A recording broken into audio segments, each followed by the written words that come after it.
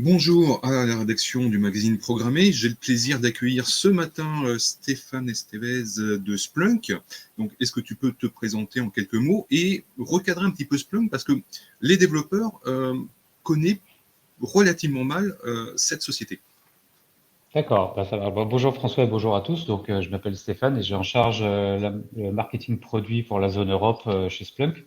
Splunk, en gros, c'est une plateforme de données, c'est-à-dire que c'est une technologie sur laquelle on va récupérer tout type de données, des logs, des métriques, des traces, etc.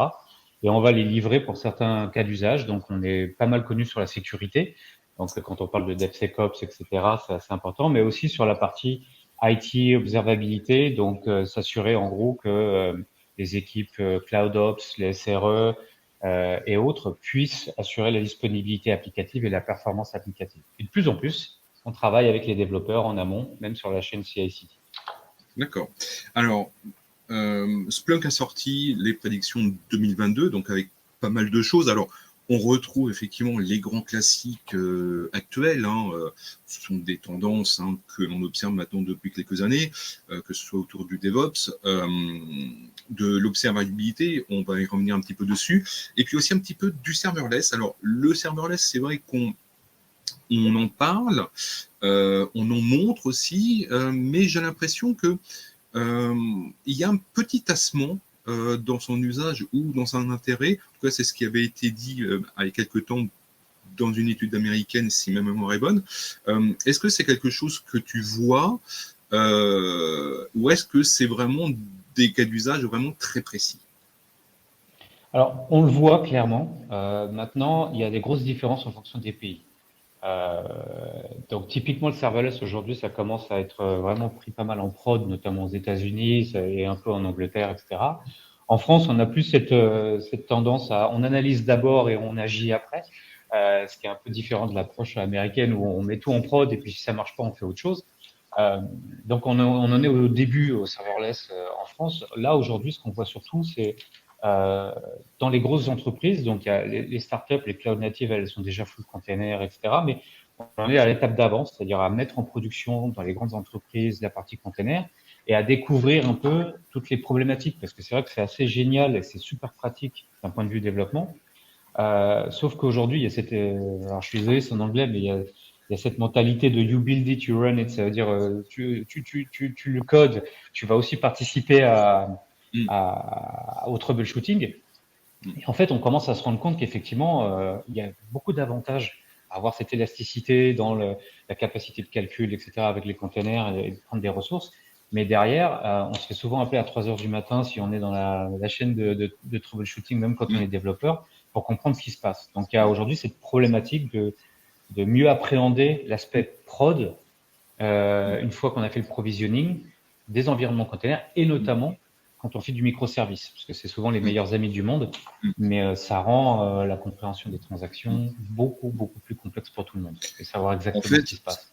En fait, c'est vraiment une extension de la notion de DevOps, au bout du compte, Ouais, et de tout ce qui est aussi infrastructure as code, au bout du compte. complètement. Ça va dans le sens de l'histoire. Hein. De toute façon, aujourd'hui, on a bien compris que alors le monolithe est pas mort dans la manière de coder, hein, contrairement à ce qu'on pense. C'est juste qu'il y a des moments où quand on a besoin, quand le changement est trop lourd au niveau du code, c'est vrai qu'on a tendance à faire du microservice.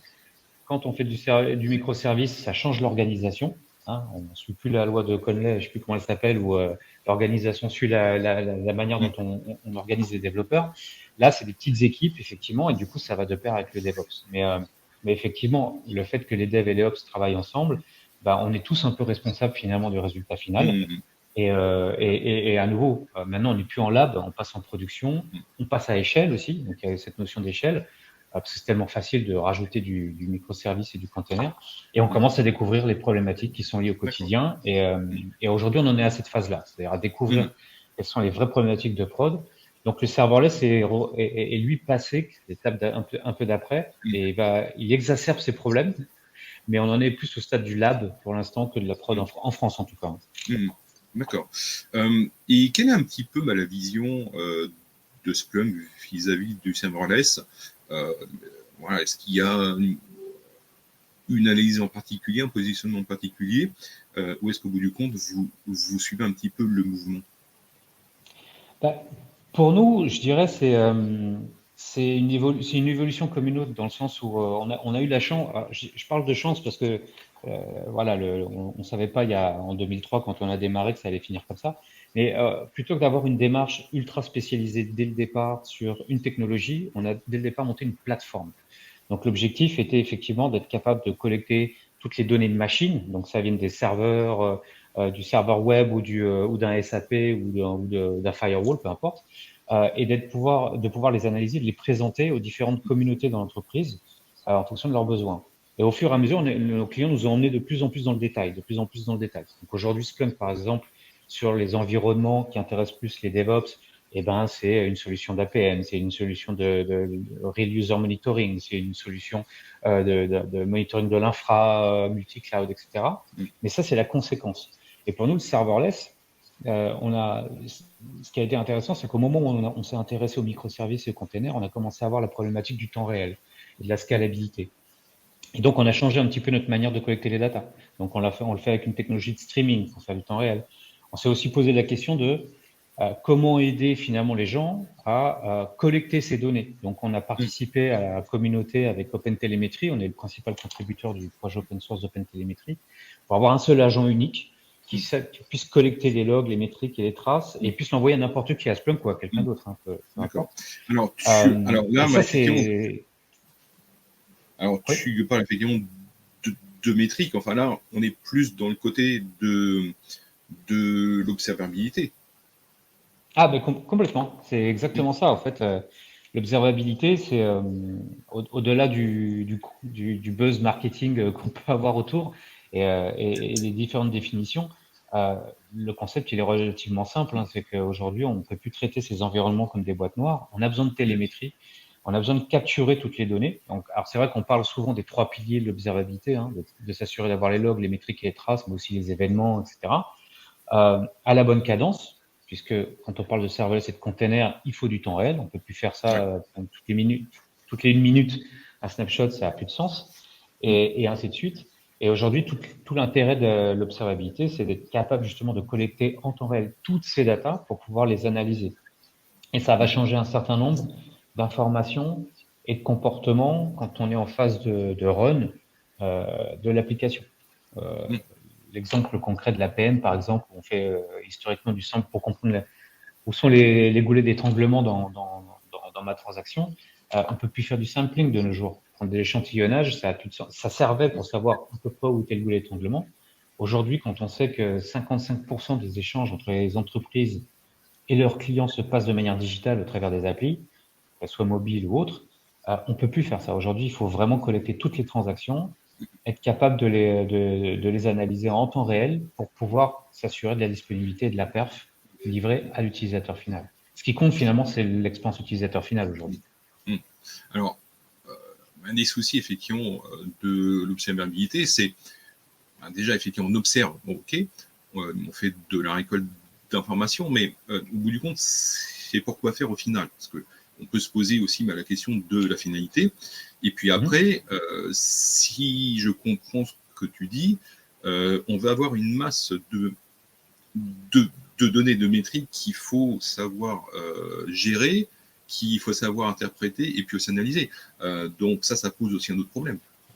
C'est une excellente remarque parce que justement, et c'est ce qui est ressorti dans l'étude de beaucoup de clients, c'est que plus je m'intéresse à l'observabilité, meilleure est ma compréhension de mon application, sauf que plus j'ai de télémétrie, plus j'ai des problèmes finalement, parce que un humain peut pas consommer ce volume de data. Et en fait, l'observabilité est en train de booster les projets d'AIOps, ce que Gartner appelle l'AIOps. En fait, en gros, c'est l'utilisation de l'intelligence artificielle appliquée à ces gros volumes de data, parce qu'aujourd'hui, un humain peut plus consommer ça. Donc aujourd'hui, il faut que les solutions qui soient mises en production pour comprendre la perf et la disponibilité de l'appli et de l'infra intègrent du machine learning, parce que c'est essentiellement du machine learning, pour aider justement les équipes DevSecOps à se concentrer sur leur travail, à avoir l'information pertinente et pas se perdre dans le bruit et dans le volume, parce que ça, c'est juste pas consommable, c'est juste pas possible. Donc, c'est une composante, en fait, ça revient booster les projets de machine learning qu'on avait un peu laissé de côté il y a 1 ou 2 ans. D'accord. Mais effectivement, Et ça fonctionne de pair. d'accord. Et ça, c'est un pan de l'activité de Splunk aujourd'hui? Alors ça a toujours été dans notre ADN, je dirais, de faire de l'AIOps.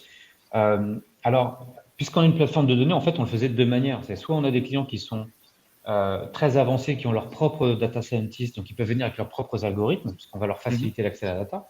Mais là, on est plus dans un environnement soit de sécurité, soit d'environnement de production avec l'observabilité. Et là, c'est du consommable, entre guillemets. C'est-à-dire que c'est du machine learning qui est intégré dans la technologie et qui va aussi pouvoir aider à réduire les faux positifs, et rien de pire que de perdre son temps sur des faux positifs, à faire en sorte que les thresholds sur les métriques soient intelligents et dynamiques en fonction du comportement de l'application et pas juste un truc statique. Et dès qu'on en a marre, on fait juste monter le threshold, ce n'est pas une bonne idée. Il y a plein de comme ça de pépites, je dirais, d'algorithmes qui sont intégrés dans la techno pour justement se concentrer sur le principal, qui est est-ce que je travaille, est-ce que j'ai la bonne information, est-ce que je travaille sur le bon incident, et ainsi de suite, sans avoir à être gêné par une masse de data. De toute façon, je ne vais pas pouvoir parser avec deux. On a beau avoir deux yeux et avoir un bon cerveau, au bout d'un moment, on a nos limites. D'accord. Donc, en résumé, donc les quelques points qu'on a vus là, on va les retrouver dans l'e-book des prédictions 2022. Il y a d'autres points qui sont mis en avant dans les prédictions. Est-ce qu'on peut les citer? Oui, c'est en fait les principaux sujets. Donc, bien évidemment, ça démarre par un constat aujourd'hui autour de la data, autour aussi des talents, de l'acquisition des talents, parce que c'est une grosse problématique aujourd'hui d'avoir les bonnes compétences. En termes de prédiction, donc on traite beaucoup d'observabilité. On traite aussi l'edge computing et on se rend compte juste, alors un spoiler alerte, on en parle beaucoup, mais on le voit pas tant que ça encore aujourd'hui en prod. Donc c'est plutôt un sujet les retours que l'on a dans 3-5 ans, on va vraiment les voir en production. On parle pas mal du serverless. Justement, tu as mis en avant l'intelligence artificielle et l'observabilité. La relation entre les deux a été mise en avant par la plupart des clients.